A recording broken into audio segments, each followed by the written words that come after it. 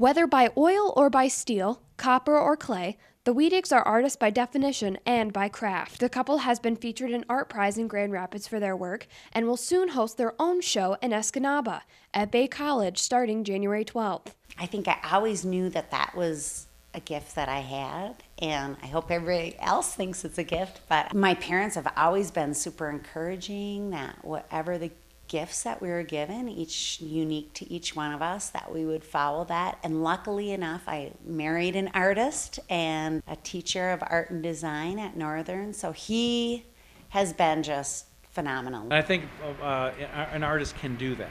Now, commercially, you know, I'm afforded that opportunity because I have a job too, teaching. So being at Northern, working here for as many years as I've had the opportunity, that has been great.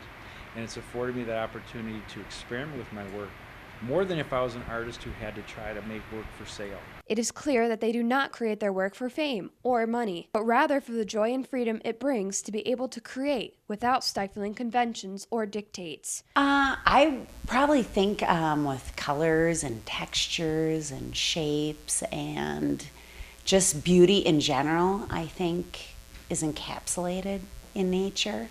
I don't necessarily paint representational nature, natural pieces, but use the attributes to that probably are included in my work. Not wood, but iron, metal fabricating, casting. So I bring to the table a kind of a unique program. And I'm not trying to make myself sound really different, but most metalsmiths generally kind of fit into one category, like blacksmith, jeweler, casting. And my interests have always been across the entire board. From making a engagement set, wedding band, and setting diamonds to like the gates at the courthouse in Marquette. So it's just that diverse, and I've always found that to be interesting. A project that might take a week to finish, or a project that might take half a year to finish. Cindy made the decision to stay at home to help raise her children years ago, with the ability of being able to create her artwork at the same time. Dale, after graduating from Iowa State and Arizona State universities with his master's and master's in fine arts, took a position at NMU as an instructor. As far as my own work, though, it's rare that I'd use much more than the media that I work with mostly, and that's, you know, sheet metal, copper, silver, forged steel, casting of bronze. Most everything I work with is pretty much and primarily related to the metals. So the media I've tried, though, that might be different would be, I'm willing to try a lot of things. I've done some fabric work, felting. Over the years, they have both created a handful of pieces, ranging in all mediums and inspirations.